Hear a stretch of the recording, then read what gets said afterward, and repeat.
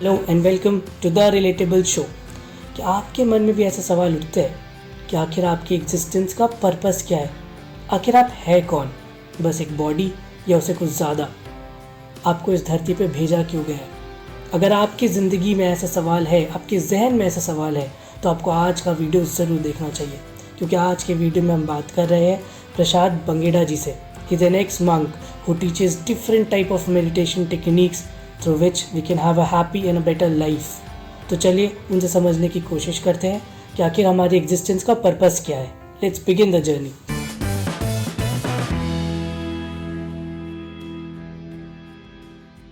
Welcome to the show sir. And sir, सबसे पहले तो मैं ये कहना चाहता हूँ कि मेरी अज्ञानता को आप माफ़ करिएगा इस पूरे कॉन्वर्सेशन में। और इस पूरे कॉन्वर्सेशन का मोटिव यही है कि हम आज आपसे जितना सीख सके अपनी ज़िंदगी के बारे में, इस पूरे लाइफ के बारे में, उतना ज़्यादा यहाँ से लेके जाने की कोशिश करूँगा। तो मेरी अज्ञानता को माफ़ करिएगा। सर, सबसे पहले मैं, जैसा कि आपके बारे में हमने अभी सुना कि आप एक मॉन्क रह चुके हैं, तो सर अगर आप हमें ये बता पाए कि क्योंकि आपने वो ज़िंदगी देखी है, तो अगर आप ये बता पाए कि वो ज़िंदगी में आप जाना क्यों चाहते थे और वो ज़िंदगी कैसी थी, तो हमें इसके बारे में एक इंसाइट मिल पाएगा sir. So I'm an engineer by profession, and I was educated in the Gulf, in Dubai specifically. But I had the inner quest in me since childhood of what is life, what is God, and what is the purpose of life. But I couldn't, I believe I did not have the exposure, nor did I have the company of people जिसके साथ मैं ये बात कर सकूं और जिनसे मैं ये आंसर पा सकूं. So over a period, I lived my life quite naturally. But then, when I was around 23 years, then the intensity for seeking became very, very strong. And at the age of 24, I came across Swami Vivekananda and his works. Uh, when I read his works and when I studied his philosophy, then I was deeply attracted to it. And also, it gave me the confidence that I can go and search for the truth. And because of that intensity of that feeling and desire that I had, I took up the life for monasticism. I took it up mainly because in this world, you can't find peace. There is no silence. There is no place where you can focus intensely. और आश्रम में ये life मिल सकता है हमको. So you get that kind of exposure, you get that kind of company. So I took up that life specifically so that I could search for truth and I could practice my sadhana and I could do the necessary mental exercises that are necessary for preparation for realizing of that truth.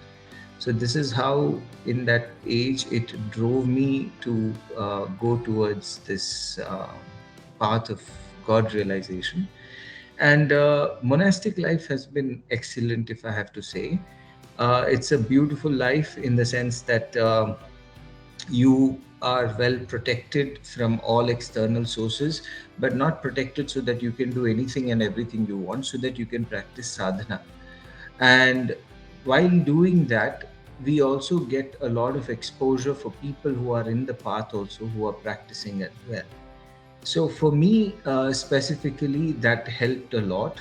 And it also helped me to understand what are the depths of spirituality. And in my practice, it also helped me it also helped me by connecting more and more with people of that kind of mindset. फिर मुझे ये लगा कि मेरे life में ये जो experiences हैं ये थोड़े रुक से गए, क्योंकि in the ashram life you don't get the challenges that you have in life, right? Exactly. So everything is well protected. So that is when, after 11 years of sadhana, I realized that now my sadhana has to be in the midst of this world. and whatever I have practiced, whatever I've understood, whatever I've come to a realization should be put into practice. And that is when I decided to come out of the ashram and live in a normal way. And with my knowledge, if I could help people in any way, is what motivated me to come out as a natural course. Yeah. Very interesting, because at such a early age, because you were so driven to know about yourself and know the ultimate truth, you decided to take this path, which is not that easy to take, especially in our generation where we are so unaware of the fact uh, about the ultimate truth. These days, show off materialistic world is so much enlarged, and they take so much of space in our life that somewhere we forget spirituality.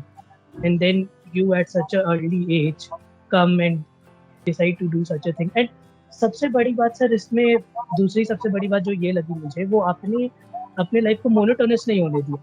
You felt के challenges कम हो रहे हैं और वहाँ आश्रम वाली जिंदगी में रहने से चैलेंजेस उतने नहीं आ रहे, तो you stepped out, which is a big step to take, because I feel वहाँ असली चीजें पता लगती है. आश्रम में there is no one to poke you to see ना कि यू गेट एंग्री और no, but day to day life में शायद वो चैलेंजेस अब आपके साथ रहती होंगी कि there is someone who pokes you और say something which might you know, तो वो चीजें आप फेस कर रहे हो, तो शायद वो एक बहुत बड़ा अपने आप में साधना हो जाती है वहाँ पे भी, कि उस चीज से बाहर निकल के रियल वर्ल्ड को फेस करना.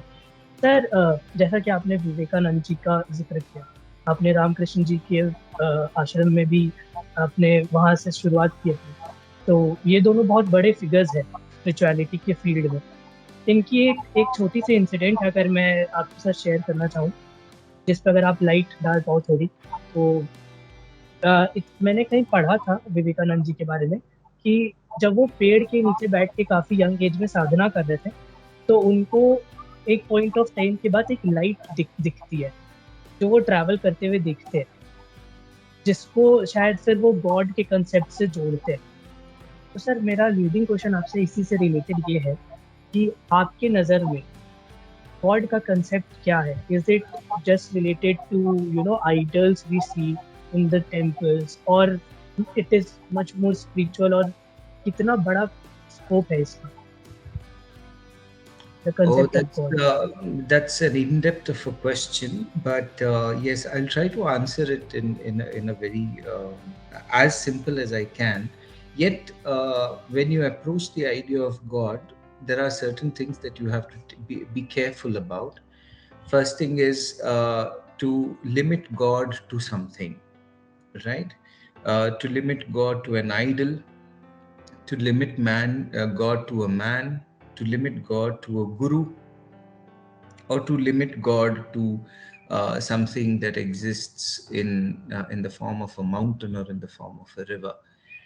The idea of God, the truth of God, is that the God which we are talking of is an all-pervading existence. All-pervading existence means that which exists everywhere, that which is there at all points of time. But that God is best understood within us. That is why saints and sages have always told us to search for the God within us, right? And in us, if we have to search for God, then it is found as energy. Externally also, it is found as energy. This energy in Sanskrit is called as Shakti. Now, the Shakti guides, the Shakti creates, the Shakti preserves, and the Shakti destroys. And that is how you get an understanding of what really God is. And that is the discovery in the path. Now, one step higher than the Shakti is the consciousness in us. That is how we realize what God is. For example, for everything that we do, for me to eat, for me to drink, for me to walk, for me to talk, for me to think, for me to understand, for me to imagine, for me to conceptualize, in everything, you will see that without your consciousness, you cannot do anything. right? That consciousness exists in and through everything. When we discover that in us, then we can discover the whole of consciousness in the external world as well. Then you will see that everything is indeed consciousness. Now, what are we thinking of ourselves? We are thinking of ourselves that we are the body. And that is how we are Exactly. looking at the world outside also. And we are thinking that we are the body, right? But when you're angry, what are you thinking? You're not thinking you're the body, you're thinking your anger, right? So like this, Hmm. we identify with everything one after the other. When I'm sad, I identify as if I'm emotion. Then when I'm thinking and I'm doing scientific research, I think I'm the intelligence. Just like this, we think of so many things, but this is not who we are. Who we are intrinsically gets much, much, much more deeper. And this we can understand through meditation as we go on meditating. And truly speaking, what God is that consciousness itself in us. And that is the scope of discovery that we have to go. Then, if you want, you can limit you, if you want to worship consciousness, you can worship consciousness in a guru, you can worship consciousness in Shiva, in Krishna, in Christ, in anything. You can worship consciousness, but you should never limit consciousness, right? So we are not having the capacity to think of the infinite consciousness, so we keep it limited to something so that our mind can focus on it, so that we can meditate on it. If I tell you that it is everywhere, you look up the sky and you'll say where, right? So you Yeah. concretize it, and then you are making a symbol out of that ultimate truth, right? Just like how if we loved our grandparents, or if our mother or somebody passed away, we keep a photo frame of them, right? And when we keep a photo frame of them, it's not that they are in the photo frame, but they remind us of that. They remind of us of the values. They remind us of the life that they have led. Everything reminds us of the ultimate reality. So just like that, symbols and images and gods and even gurus all remind us of that ultimate reality. And that is why we worship them, but not as them, but as the ultimate expansive consciousness. So, this knowledge comes deeper and deeper as we go on meditating. And to build around this concept, also, it is not just that you hear about it and then you're like, maybe I'm not sure if it is true, I'm not sure what you're saying is right. Yes, that is what we want. That don't be sure, go figure it out yourself, go try to do the Exactly. inquiry yourself. So, this is the path through which you take to understand this truth. And what you said of what Vivekananda saw, these are all visions with which they have seen God, or which they have seen the ultimate consciousness, and they have experienced it in different ways. They come as visions in us, no doubt about it, but the ultimate God is realized within us, right? And that Wow. is the source of power which we have to find out for ourselves. So that is how, briefly speaking, if I have to put, I can tell about what God is. No, I feel you portrayed it very, very well, because I'm thrilled with such a explanation, because somehow it also, know, it shows how you can find God within yourself also, and even try to see everything around you as if God exists everywhere. And as you said, like we tend to find God in idols and all, but it's mostly within us, and we have to start, seeing deep inside us in order to find the ultimate truth. My leading question to you is, uh, when we try to find out God, and when you say it's within us, we try to find out who are we also. Like हमने ये बहुत सुना है ना, अहम ब्रह्मास्मि, ये concept भी है। अगर इसके बारे में भी सुना हो, जो जो अभी बात भी होती कि मैं ही ब्रह्मा हूँ, इससे रिलेटेड फिर बात होती कि क्या मैं सच में ब्रह्मा हूँ, इसका एक छोटा सा पार्ट हूँ, कौन हूँ मैं। तो इसमें who am I is the question which arises. और फिर जब एक एक चीज मैं छोटी और ये बोलना चाहूंगा सर, कि जब मैं गॉड को बाहर देखने की कोशिश करता हूँ, अपने अंदर तो ठीक है, लेकिन जब मैं बाहर भी देखने की कोशिश करता हूँ, God is everywhere, and when we try to find him everywhere, I do get this argument that you can't, degrade the position of God to a to an ant. Somewhere I get this argument where people say कि भगवान बहुत pure बहुत बड़े हैं scope में, तो तुम उनको एक छोटे से उसमें लाके मत वो कर दो कि यार भगवान हर जगह है तो हर गंदी चीजों में भी है, उनसे रिलेट मत करो।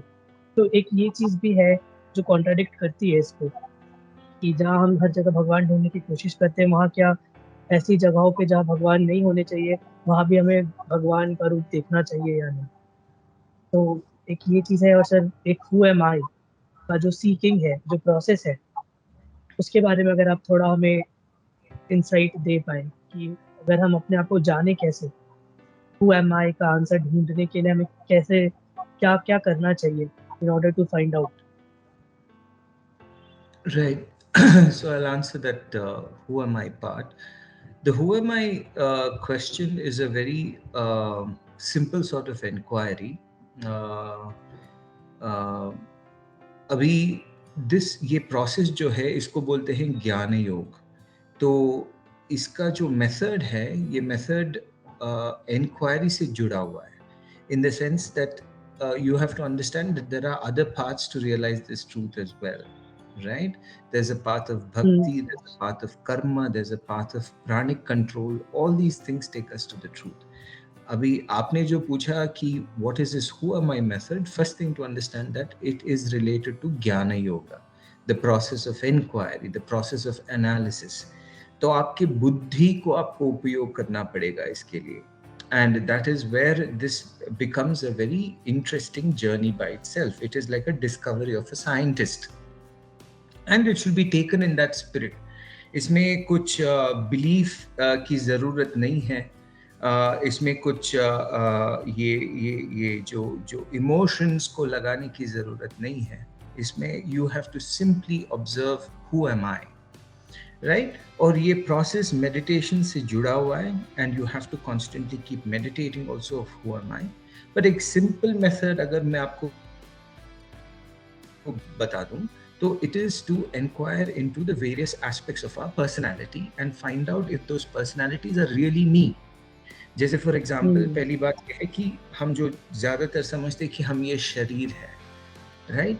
बट हम ये शरीर है, ये हम बचपन से एक एक फेज, एक एक लाइफ में एक एक फेज के साथ हम आइडेंटिफाई करते आ रहे हैं, राइट? कि जब मैं बच्चा था तो I was like this is my body, this is me. But सचमुच में you have to ask yourself, is this really me? Is this truly me? ये जो body है, it's constantly changing, it's constantly developing, and it goes through a process. It comes into existence, it starts to grow, it matures, then it starts to become weak, then it starts to decay, and finally it exits from this world, right? Or if you ask yourself internally, truly speaking, am I this limited sense of body? So every person feels that he's more than this. एक time में, एक life में एक time आता है जब you look at yourself and you're like, क्या करूं, ये शरीर ही ऐसा है. That is how we speak, as if it is an object, right? Exactly. You start speaking of it as an object. That is how you understand that this body is not you. It is an object within which you exist, right? And you are that which is aware of this body. So this is called, in Sanskrit, it's called the Annamaya Kosh. Annamaya Kosh means the physical sheath. Then you go deeper and deeper. Then you say, my breathing. So if I'm not breathing, do I not exist? Yes, I exist even when I'm not breathing. My body will die, but I don't die. I continue to exist even within that. Or sachmuch mein, is this me? No, it's not me. Then I go deeper into inquiring and I say, okay, body is not me. I understood this. Prana is also not me. Am I really the mind? Or if you inquire into what is the nature of the mind is just thoughts.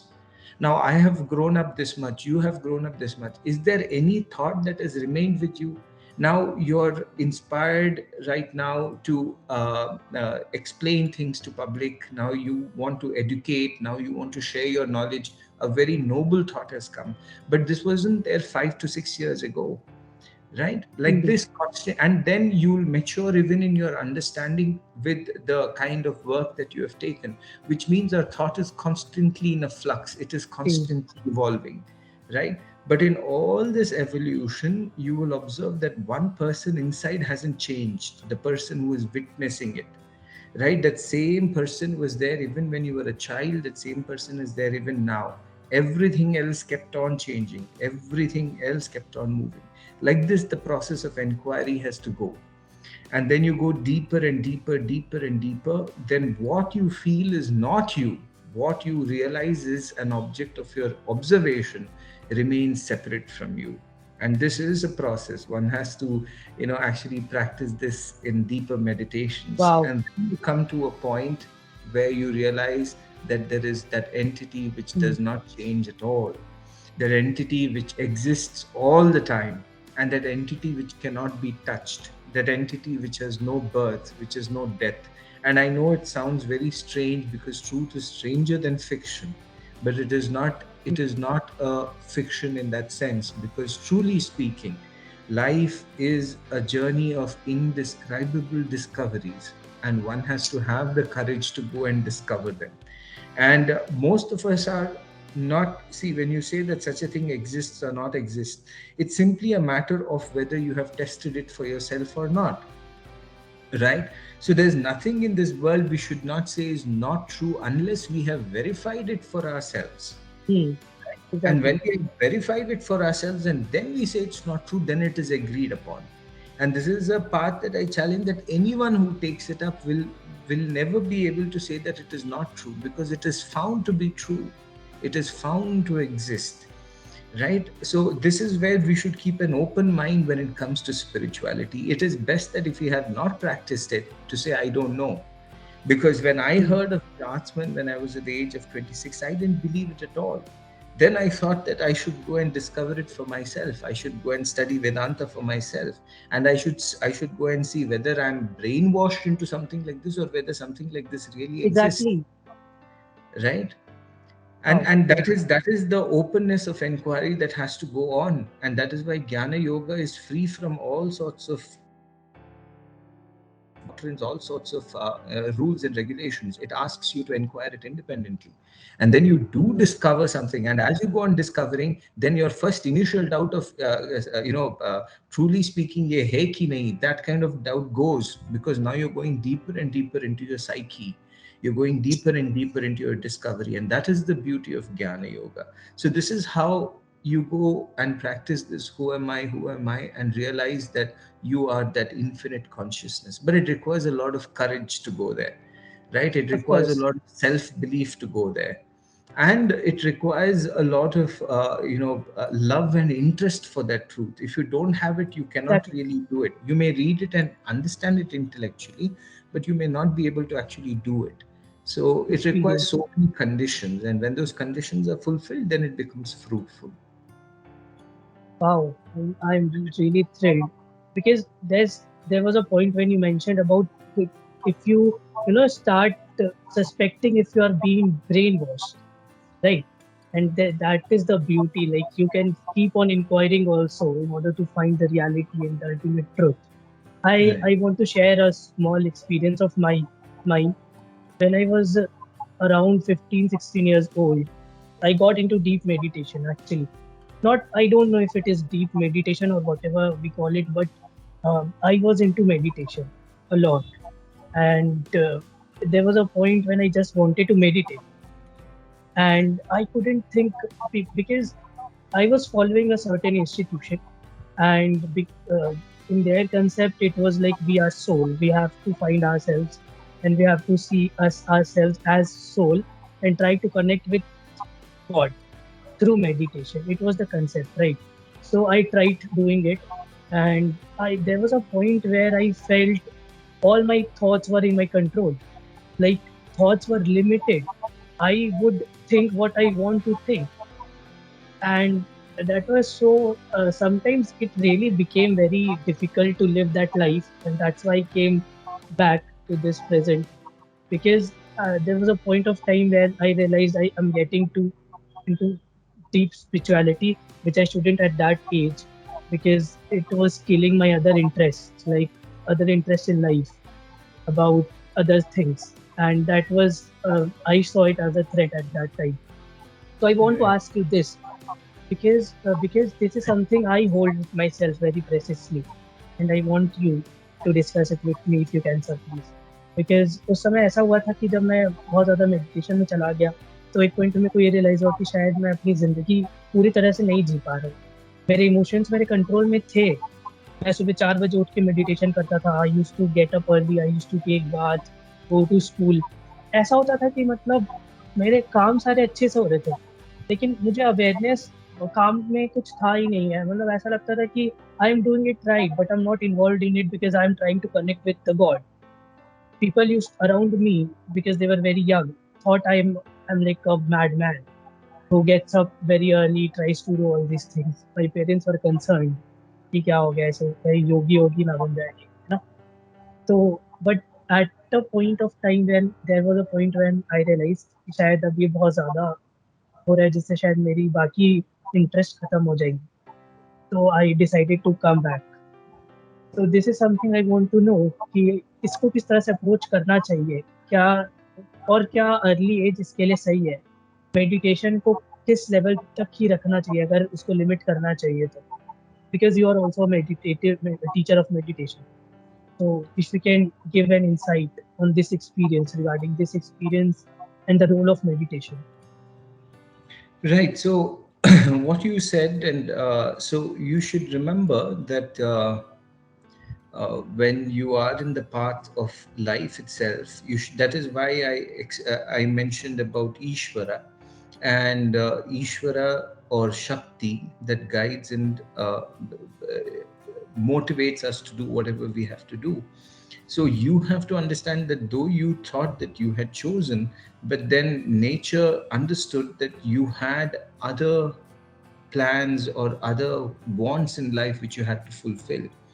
So you shouldn't worry about how much to go, how much not to go, right? Nature will guide you accordingly and take you according to the path. But meditation as such, that is why when I teach meditation, I don't teach meditation for spiritual enlightenment, I teach meditation for mental well-being. So we should, when we know that we have a lot of things to fulfill, and when that urge for God realization and all that is not really very strong, then we should take up meditation only for our mental well-being, and with that we should learn to lead our life. Now, it is very good to have meditation as a part and parcel of your life, not just because uh, it keeps you calm, but it gives you clarity and it gives you insight in everything that you do. Right. Exactly. And I can say that today, even as you're hosting this show and the questions you're asking shows that you have even the depth of understanding with regards to normal things in life, right? Which generally will not happen if we are not meditative. So meditation by itself is beautiful. Only one thing that you have to understand is maybe that you should not totally take yourself into meditation, but you can convert every act of yours, like what you're doing. You can convert every act of yours as an act of spirituality, right? By constantly engaging in action, which you're doing right now. But you're doing this for others. This attitude should be very strong, right? Now, I understand that we have to do things even to feed ourselves, that we have to do things for our livelihood. That's different. That is something that all of us must do, right? But this very act of doing things for others is what is called as yajna, an act of sacrifice. And this eventually takes you higher and higher up for more spiritual experiences in the future as well. So, in life, how it should be generally taken is we should give our youth to our youthful phase of life to something very purposeful that makes life very, very meaningful, right? At the same time, there should be a lot of time that we have to give to ensure that we are financially and psychologically secure, and that requires money, right? And we have to even go towards that. We have to ensure that we have that in safe hands. But in the midst of all of this, meditation should continue. Maybe you need not meditate for hours together, but you should meditate for at least 20 minutes to 30 minutes. So basically what it does is it keeps you on the path. It doesn't allow you to go outside where you get lost in life, right? It keeps you closer and closer into the path. And then when you have sufficiently made enough money to secure for yourself, you will be well prepared for leading that spiritual life. So it has to be seen Very that. Yeah. very interesting. Thank you so much for answering that question because कहीं ना कहीं sir ये बात है कि जो आपने point out की बहुत अच्छे से that meditation, everything which you do will become meditation if you do Right. it with that perspective. That is so beautiful to understand because when I left that particular style of meditation, I realized that I can achieve God if I do everything beautifully and if I try my best in everything, which you are also in some way saying us. So I feel glad uh, you said this. So my next question is about the illusion and purpose of life. Because अभी हमने ये बात की तो हमें समझ में आ रहा है कि गॉड क्या है और हम कैसे अचीव कर सकते हैं and we saw meditation as a tool through which we can explore. So now I want to understand what is the real purpose of our life, our existence, because this is something very debatable, जो बहुत जिस पे बहुत debate हो चुकी है. But because you are into this field and you have experienced things, I would like to know from you about it, sir. About the Purpose specific question would be. about the purpose of life, purpose of our existence. See, the purpose of our existence is very simple, right? The ultimate purpose is always to know who we really are. And even now, as we are living this life, we are really discovering who we really are at every point of life, right? We are taking up various aspects of our life, like studenthood, like working life, like a husband, like a father. We're doing all these roles. We're actually trying to figure out who we are. So basically, the purpose of life, even not from the ultimate stand, but from a general stand, should be to liberate yourself from any limitation that you feel about yourself. Right? So, this should be the focus of your life, that you are in a position where you ensure that you are not in bondage at any given point of time. So, suppose at this Hmm. point of time, your limitation is in not having the courage to speak in front of 100 people. You should work towards that. That is your purpose right now, right? If your life at this point of time is that you need to make enough money for your life, then that is your purpose right now. So like this, you develop every purpose in life to remove your limitations. Anything that binds you is bondage even at this moment of time. So you should be free from any bondage at any given phase of your life. And higher and higher freedom from bondage comes in the realization of who am I. So there's one transcendental purpose of life, but there's an incidental purpose of life as well, right? The incidental purpose also of life should be taken in hand, while all of us should eventually know that the higher purpose or the highest purpose is the realization of our own true nature. And with that, all desires also come to an end. All sorts of running around also comes to an end, and what remains is peace. But before that ultimate peace, one should learn to live a very, very constructive life, Yeah. right? And remember that constructive life is only possible when you live for others mainly, not when you live for yourself. You do what you have to do for yourself only to survive, but it should never be entirely that I'm doing everything for my own benefit. No, that makes life very, very meaningless. It only becomes meaningful when you're looking at life Yes. for others, when you're doing it for others. And this doesn't limit you to your family, this limits you to the whole world, right? And that is how limitlessness should be there in us. And that is what Right. makes life more and more joyful. So even while you're having the spiritual perspective in mind, there should be a constant idea of expansion. Any idea of limitation or contraction, as Vivekananda says, is death. And any idea of expansion, any idea of broadening yourself, any idea of learning more, any idea Hmm. of acquiring more knowledge, any idea of studying everything that is there where your mind is interested in, and giving yourself for others in action, that is life. And that is an expansive version of life. So one should take that up simultaneously as well. So there's a transcendental one and there's an incidental one. right? So both these purposes should be understood. That is when you take life in a balanced way. If you give life to the ultimate purpose itself, that is the realization of the ultimate truth, then your life in this life of living the life which you're generally made to do becomes stalled, right? And when you Exactly. and when you forget the ultimate truth, and when you only get here, then you will get stuck in the miseries of life as well.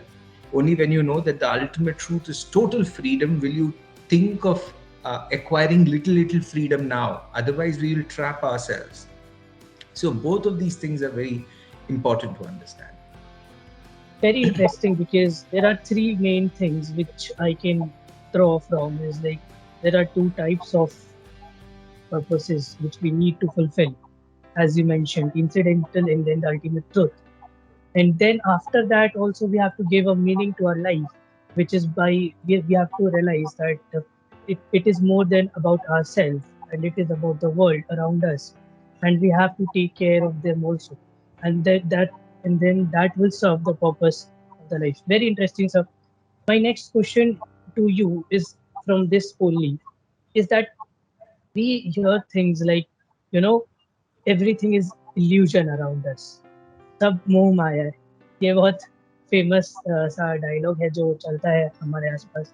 So I would like you to give us an insight about it, कि ये जो माया का concept है, ये कैसा है sir? ये जो everything is illusion, and if it is an illusion, then why did God create this illusion for us?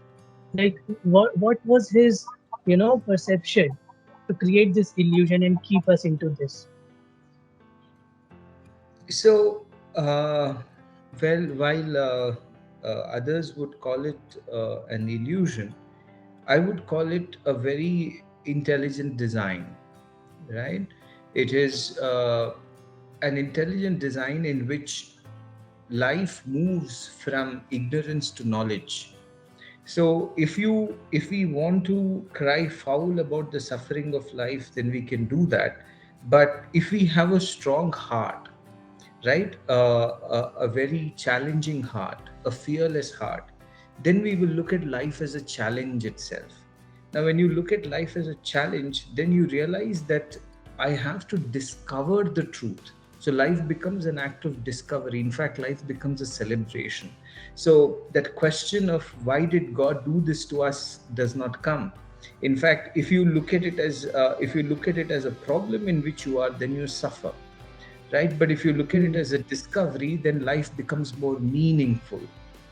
And it is true in one sense that there is this inquiry that one has to do about the nature of reality externally, but it is not in terms of an illusion, right? It is in terms of inquiring what is true in life. Now, what is truth in life? That which exists at all time is true in life. That this much we all understand.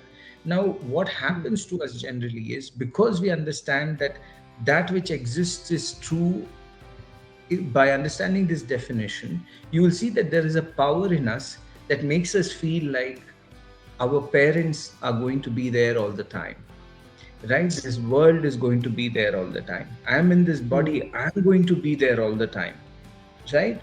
And like suppose if I get a TV, and then that's going to be there all the time. So like this, inside us there is this truth which exists all the time, which exists eternally. But as it passes through this mind and body, and it throws itself on everything that it sees and experiences, it also makes a mistake of believing that they will be there all the time, right? So Exactly. this is why it is an illusion. This is how it is seen as an illusion. An illusion is what is inside you makes you feel like it is there outside. But we know everything in the external world is changing.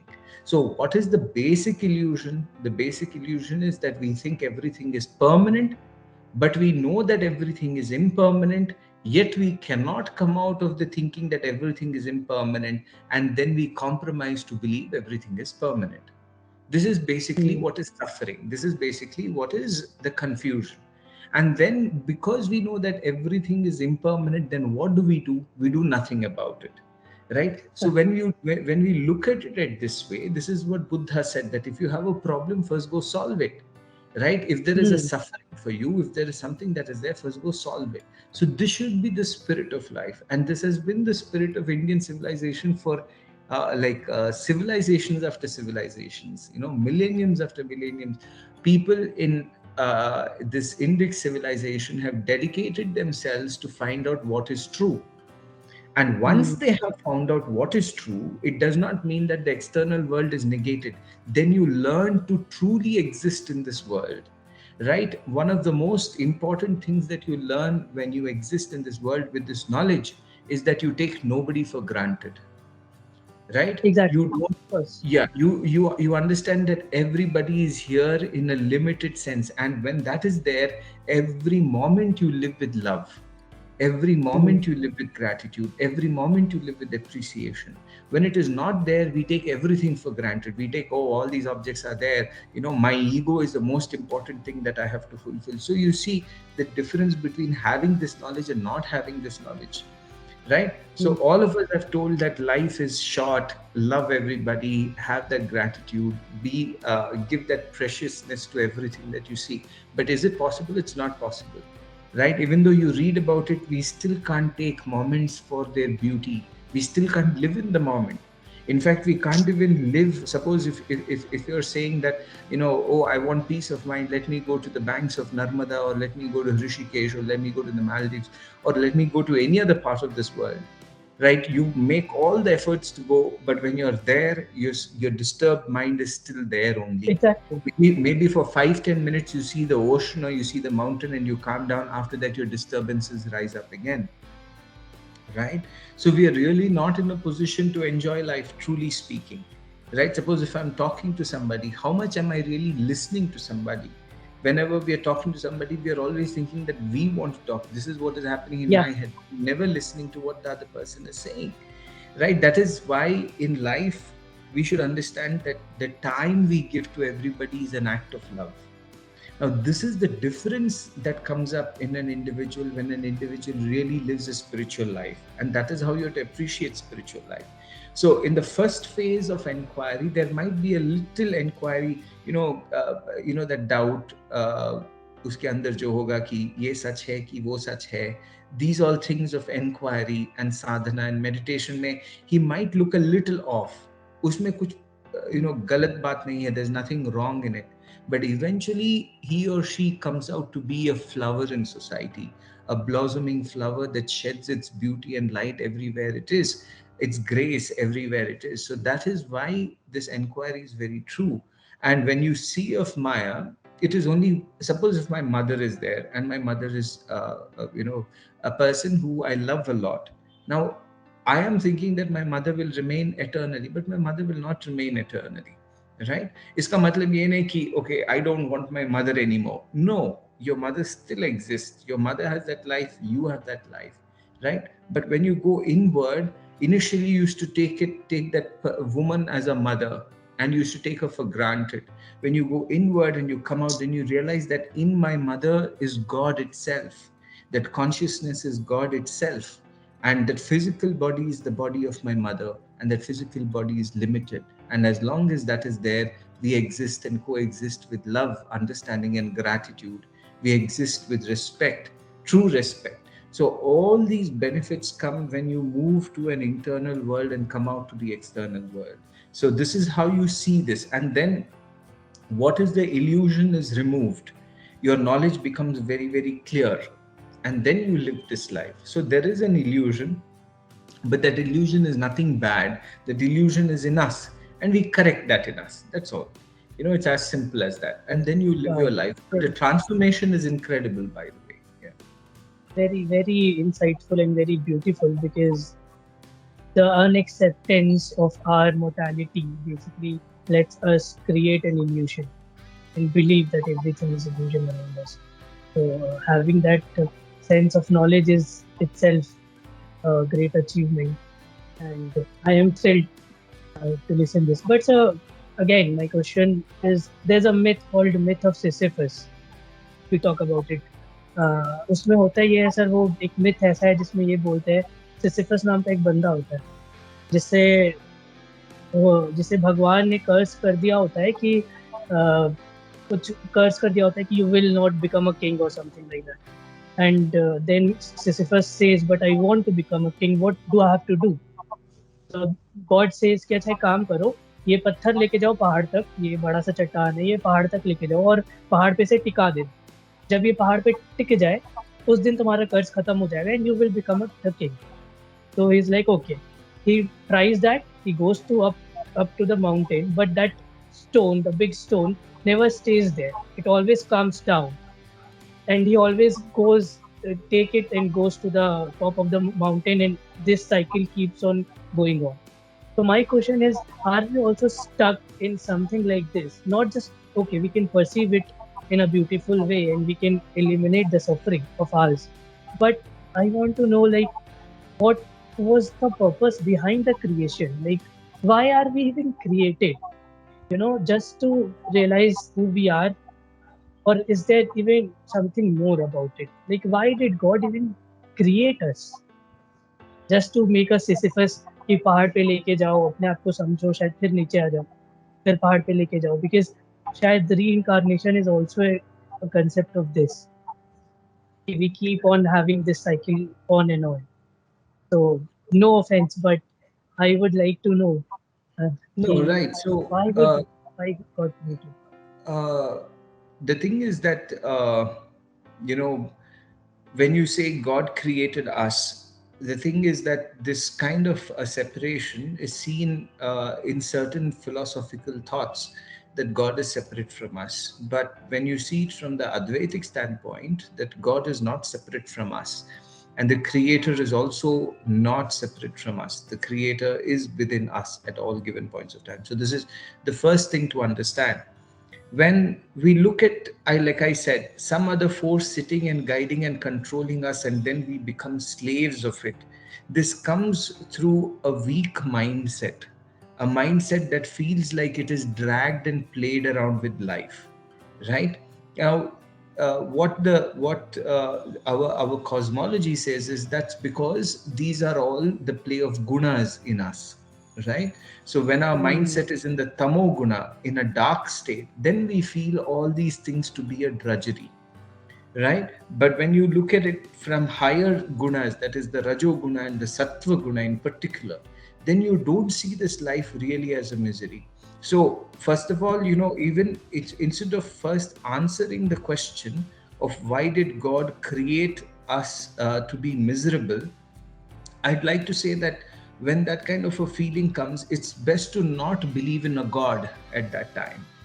It's best to not bring in a concept of a God. It is best to acknowledge that there is a sense of weakness and struggle in me. And here I am in this physical body. Here I am with full control of my life. Now I have to do what is necessary for me to remove my misery, and that is where life is to be taking me, which means that I am the maker of my destiny. So this Hmm. concept of God, Rahul, see, it is wrong to bring it up at these kind of things, because what happens is that first of all we get an erroneous notion of God, that there is a director producer who's sitting outside and then making this film play in which we are all puppets, right? So these all definitions itself of God become different, and then we tend to suffer. Let us assume that we didn't think of God. See, all these ideas of God, Exactly. all these ideas of some ruler and then this suffering, we all read it from books, right? So Hmm. let us remove all of that. These are all concepts that we have accumulated over a period. Let us remove and let us look at our life right now. Is life taking me through a play? Is life constantly putting me in circles? Is life constantly making me a subject of misery? If that is the case, I take control of my life. I don't want a God. I don't want a belief system. I don't want anything. I am now taking control of my life and bringing my life back to where it's supposed to be. And where are my problems? Is it physical health? Then I go and set the physical health right. Is it most of our suffering comes because of our psychological understanding? And then I start thinking Exactly. right. That is what Buddha said, that you need to first have right perception and right actions. Forget the idea of God. Buddha never preached the idea of God, right? It's Hmm. you taking your life under control and bringing your life under control. Now there, when we are weak and we are suffering and we want to put a blame on somebody, Luckily, we have enough scriptures to talk about a God to put a blame on somebody, right? And then we bring in or drag in the idea of God, and then we say, why did God do this? But that's not the God we're speaking of. In fact, if you keep questioning that, it's not that a particular God will come and say, oh, I'm sorry I made you suffer, because millions and millions are suffering in this world, and people are taking suffering head on, right? And we do not bring But in the idea of God here. Yeah. not in sense of suffering, not in sense of suffering, just in general. Like if I feel happy also about the life, like being very happy also, I would like to know like why God chose to create anything, not in terms just to see it as a misery, but also a happy human being. I want to know like why, what came into his mind, like he just uh, like, thought of creating something, thought of creating a beautiful world. See it as a beautiful thing, not as a misery, but also a beautiful creation. But why would he just create? Like my question is like why he just came up with an idea of having planets, people, and everything around us. Uh, If you can give an insight into it. Yeah, so in Vedanta philosophy, we do not look at it that way, that he planned this creation, right? So the Upanishad says that he projected his own self as this creation. So it's not Wow. that he created this world and he exits from it and looks at it. He himself has become, so he's projected this creation and he himself has become this entire entity. He or she, that is, God does not have a gender. God is that which is beyond Exactly. gender, right? But we just use the word he for convenience. So you should understand that if you are going to search for a God, this is what Vivekananda said. If you can't search it in man, if you can't search it in your created existence around, then you will never find God anywhere else, right? So that's from the Upanishadic standpoint, that our creation was projected by God, and God Hmm. himself has become all of this. There is no point where God is not. There is no point where the creation was created and it was left for us to fend for ourselves. No, we are all in this as manifestations of God itself. In fact, from the higher sense, for me, Wow. you're God. For you, I am God. And for you, Hmm. even a dog is God. For you, even a tree is God. This is the perspective of the Upanishads. So if somebody is, rejecting it, if somebody says that it is not, then one should say that the very foundation of our Sanatana Dharma speaks of it, and one has to go and find it out for oneself, right? Wow. And if anybody has doubts of whether it has not been told in the Upanishads, then you will find that the Upanishad speaks nothing but that. Upanishad says that in every part, at every inch, in every manifestation is that supreme reality. And this is as far as hearing is concerned. And as far as experiencing it is concerned, one has to inquire into oneself and say, they say, I'm God. Am I really God? Let me go and inquire into who am Hmm. I really God. Right? So Wow. when you have Wow. this perspective, what I'm saying is, you don't question why, you only start to be it, you only start to live it, Yes. right? Because if you ask this question, there will be 1,000 books on it, you have to remember. And all Hmm. people will throw out their theory. It's not God who's throwing out his theory, because God has created and entered into this creation. It is only man thinking and trying to make up concepts, and you'll get 1,000 concepts regarding this. So the This is fundamental should be to live this life as it is, as beings and part and parcels of this very existence called God. Yeah, it's non-separate. wow. This was some like different kind of perception, and I'm thrilled again because this is something really good to see God as like if He is projecting and manifesting it, and we are all part of it, and we are also God. This literally changed a lot of myths around us, and this is something really great. This is something the best part I can take home with me. Absolutely amazing thing. Thank you so much for presenting such perception, sir. So my next question is about the subconscious mind. Let's come to the human body right now. Now let's talk about the physiology around us, like meditation and subconscious mind. So if we can talk in brief about it, the power of subconscious mind and how we should try to unlock it.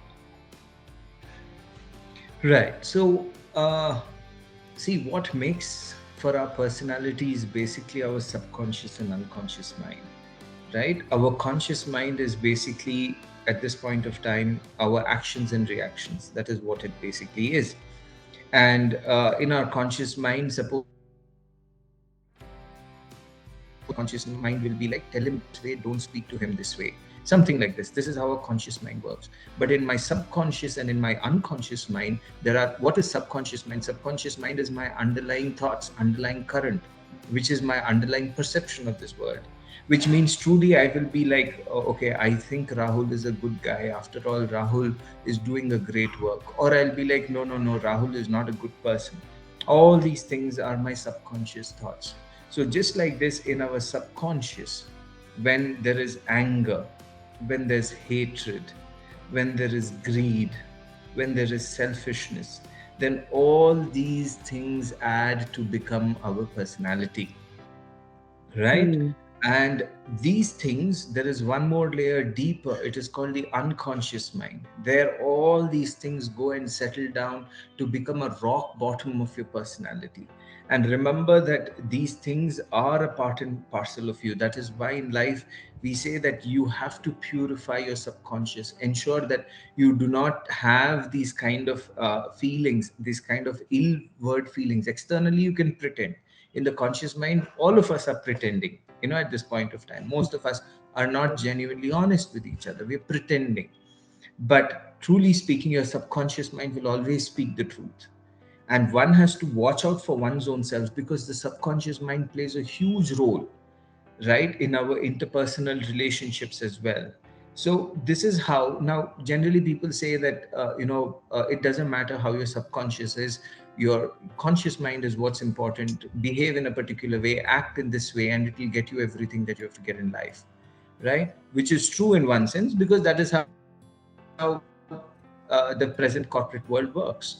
But what is generally to be understood is that if you can do that truly by having your subconscious mind also to be purified and genuine, then your impact is much, much more, right? And a person Hmm. who does not keep his subconscious pure may work for 20 years making money, but then lives with his own mind in misery, right? So life and success, as you must have heard, is not about the success of the money you make. It's the quality of life that you live, Yes.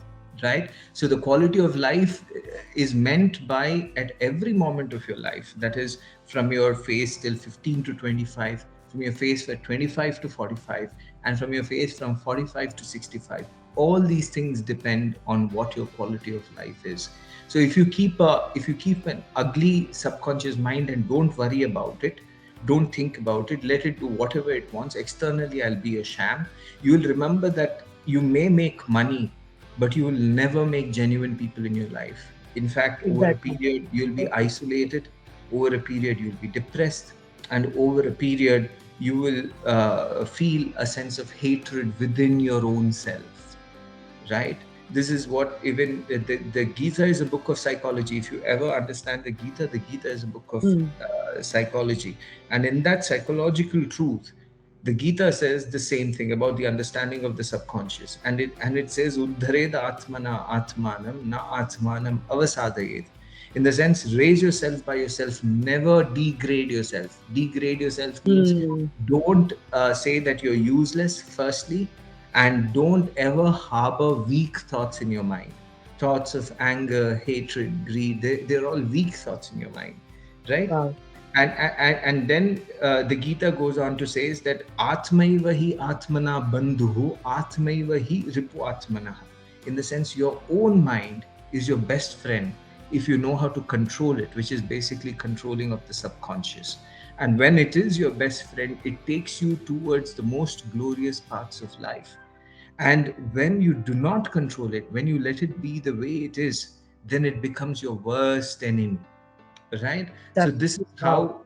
how from the subconscious level we should understand that unlocking or allowing our subconscious mind to play is basically a transparency in personality.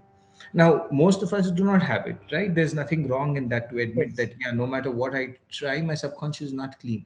But that is why, even if the subconscious is not clean, we should learn to live our life according to those virtues, right? So maybe I don't feel like sharing, right? Maybe I don't feel like sharing, but I should Mhm. make an attempt to share. Even though internally my subconscious is not allowing me to share, I'll still share, right? Exactly. Yeah, internally, I don't feel like sympathizing with you, but externally, I push my mind and I say, come on, tell me your problems, let me understand it. Though my mind is not willing to do that, then gradually, when you actually practice these virtues in life, your subconscious changes, right? The subconscious has the power to change according to your own exertion on it. So this way, gradually it changes and changes, and it gets better and better, and then there's a purification of the subconscious. So this is how you learn to develop your mind. If you think that, no, my ego is great, my anger is great, my hatred is great, everything is great, my selfishness is great, let it be, then your subconscious starts to rot within, right? So this is Mhm. why the purification of the subconscious is very important. And there is another, it's of course a little deeper concept. So in all of us there is an aura, there is a vibration, right? Yes. Yes. Now what vibrates in us depends on what is the nature of vibration of our subconscious, right? Now, we there are some people who may behave in very good ways, but we don't trust them at all. That is because the Hmm. aura makes us repel ourselves from them, right? And there are some people who don't need to say anything, who may be a little who may not say the best words, but we feel attracted towards them because their aura Yes. is good. So our body vibrates in this aura. That is why the subconscious and its unlocking of and purification of the subconscious is very important. So, having said about what the subconscious is and how it guides and powers us, we should understand its connection with our lives, not just in terms of our success in our lives, but in terms of our own mental health. And having a transparent and a very well developed subconscious mind keeps us very happy and peaceful. And that is why the subconscious mind becomes the key to our life. When we say success, we mean success at all phases of life and not just in money making. And when we look at success from that standpoint, then we realize that the subconscious mind is the most important thing that we have to develop. And we should remember that the more purer and the more concentrated our subconscious gets, then the more we become a magnet of power within us, because we are then allowing, or we are then removing all obstructions that stand in between us and the internal energy within us. And that is why this subconscious and the purification of the subconscious has to be discovered, right? And one has to really take Hmm. real interest in them whatsoever, Yes. right? And the connection of subconscious with our lives, like I said, right, I spoke of aura, I spoke of how Hmm. we become the loved ones in people's lives. This is also very, very important, that the more honest and transparent we are, the more we are connected to this universe and with everything else around. Otherwise we become isolated. So one has to understand the power of subconscious, not just from the standard of money making and success, but from the Yes. standpoint of mental health as well. So interesting. The perception just because all we think when we talk about subconscious mind and unlocking it, all we think is about how to unlock it and become rich. Because this is how we have been shown through different ways, like books and all things are being written how to unlock the subconscious mind and get materialistic stuff. But what you are presenting is something really very beautiful because if we can unlock subconscious mind, then why not use it in variety of stuff, not just money making? And that Yeah. is so beautiful to understand and have that perception. Thank you so much, sir, for connecting to us, for having such a beautiful conversation with me. I'll be really grateful to you for giving so much of insights to us on different variety of topics. And I'm really thankful. With this conversation, we would like to wrap this conversation. And thank you very much. See you Thank you. all in a different episode.